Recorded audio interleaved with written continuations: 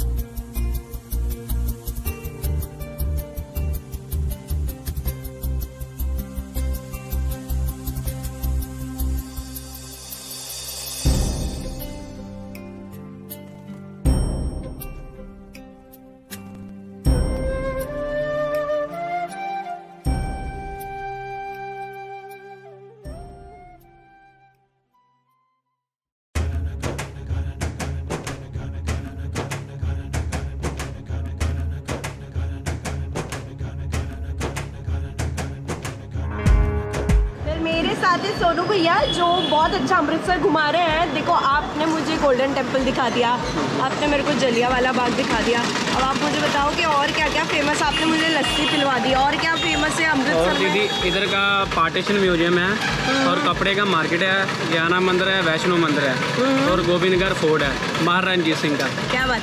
एक चीज़ देखी मैंने, यहाँ के लोग बड़े खुश रहते हैं, मतलब लोट नहीं लेते हैं, आपके जैसे खुश रहते हैं। सोनू भैया, क्या खासियत क्या है, बात क्या है? पंजाबी आपको पता दीदी 24 घंटे खुशी रहते हैं। 24 घंटे। सोनू भैया की राइड मैंने बहुत एंजॉय की है। ये वो कहीं से भी किसी भी जगह से निकाल लेते हैं और इनका एक अलग ही वर्ट है, तो बहुत मज़ा है मुझे इस राइड में, टुकटुकी में, और मैं पूरा अमृतसर घूम रही हूँ इस वक्त। अमृतसर का लोकल मार्केट शॉपिंग लवर्स के लिए मानो सोने पे सुहागा है।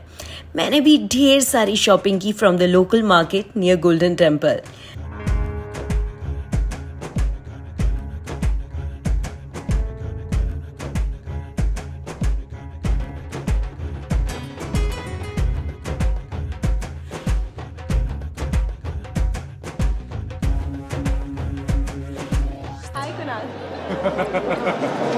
कैसी हो तुम Juhi? How are you? I am absolutely fine, but ये नए हैं। BTV के जितने भी लोग देख रहे हैं और जूही के चैनल के जितने भी लोग देख रहे हैं, ये भाई मेरी वाइफ है संजना अरोरा सलूजा, और ये मेरा पुराना को एंकर जिससे मैंने बहुत कुछ सीखा है। I like that. अमृतसर में भी मिल गया मुझे। Thank you Kunal. Look how handsome is Punjabi. तो तुम्हारे YouTube पर तो जब इनकम स्टार्ट हो जाए तो इस वीडियो में थोड़े पैसे शेयर कर दो। मैंने फुलकारी दुपट्टा सूट सेट खरीदा जो कि अमृतसर का फेमस वर्क है। I mean look at it, कितना अमेजिंग हैंडवर्क किया गया है। देन आई डिड सम जुत्ती शॉपिंग, क्योंकि पंजाब आए और पंजाबी जुत्ती नहीं खरीदी तो फिर क्या ही किया।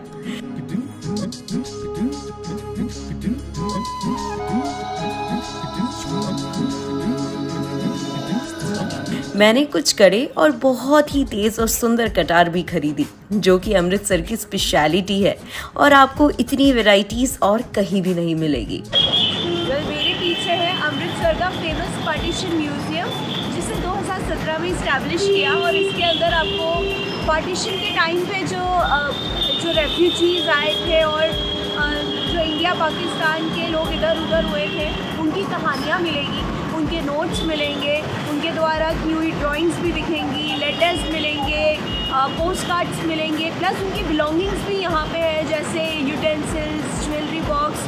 तो आप, मुझे पता है बहुत सारे लोग उस पीरियड के नहीं हैं, तो आप लोग उस पीरियड को समझ सकते हैं इन सब चीज़ों को देखने के बाद।